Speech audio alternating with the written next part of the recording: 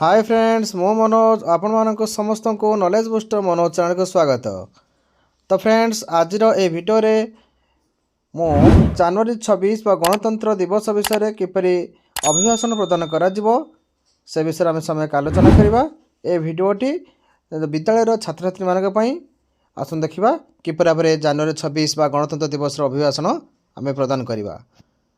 मान्यवर अध्यक्ष महोदय, सम्मानित अतिथिगण, आदरणीय शिक्षक और शिक्षयित्री माने एवं मोर प्रिय बंधु माने, आपण मानक मोर सादर प्रणाम और गणतंत्र दिवस हृदयपूर्ण शुभेच्छा।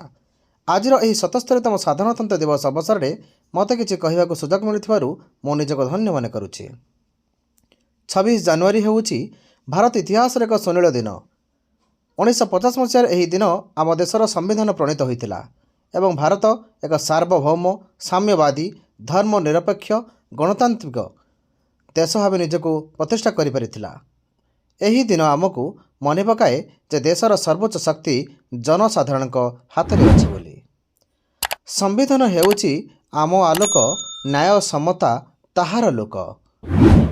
भारतर स्वाधीनता सहजरे मिल नथिला। लक्षाधिक स्वाधीनता संग्रामी निज जीवन देई आमको मुक्ति दान करिसंती। सेमानकर स्वप्न थिला एक एमिति भारत ଯେଉଁଠାରେ ସମସ୍ତେ समान, स्वाधीन एवं निर्भय हो बंची पारिबे। आम संविधान से स्वप्न को साकार करिछि। गणतंत्र अर्थ हेउछि जनतांक द्वारा जनता पाई एवं जनतार शासन। एही व्यवस्था आमको केवल अधिकार नुहे बरं कर्तव्य भी सिखाए। देशर नियम को मानिबा, समस्त को सम्मान भाव सम्मान करिबा और देश हित रे काम करिबा, यह हेउछि सत्य देशभक्ति। संविधान आम मर्यादा, गणतंत्र आम आशा। रक्तरे लेखा थिला इतिहास, तेणु मिलिला आज गणतंत्र प्रकाश। भारत स्वाधीनता पाया परे देश को सुचारू भाव चलिया पई एक लिखित नियमावलीर आवश्यकता हैला। सेथिपई कॉन्स्टिट्यूएंट असेंबली ऑफ इंडिया बा संविधान सभा गठन करागला।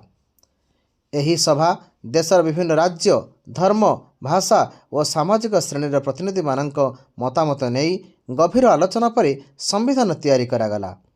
संविधान सभार ड्राफ्टिंग कमिटीर अध्यक्ष थिले डॉक्टर बी.आर. आंबेडकर। सेथिपई तांको भारतीय संविधान पिता बोली कहा जाए।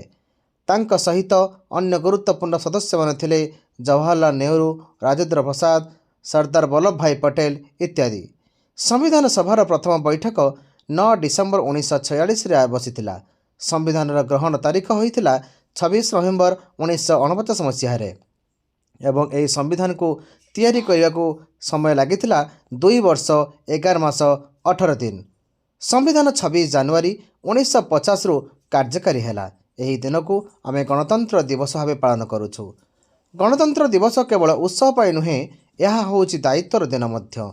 यही दिन आम शपथ नेबा जे उचित आम संविधान को आम सम्मान देबू, देशर नियम को पालन करिबू एवं समाजर समस्त श्रेणीर लोकों को समान दृष्टि देखिबू। आज आम देश विज्ञान, प्रजुक्ति, कृषि, शिक्षा और क्रीड़ा क्षेत्र में विश्व में निजर नाम उज्जवल करुछि। एही उन्नतिर मूल आधार हेउछि आम युवपीढ़ी। आमे छात्र छात्री माने आजिठार सत्यनिष्ठा परिश्रम करी निजको गढ़िबाकू हेबो।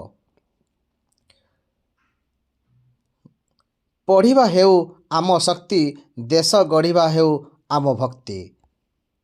शेषे मुझे कहवाक चाहे, आमे समस्ते मिसी एक शक्तिशाली, सुसंस्कृत एवं स्वाभिमानी भारत गढ़िबा।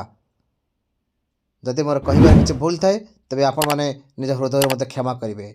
जय हिंद, जय भारत।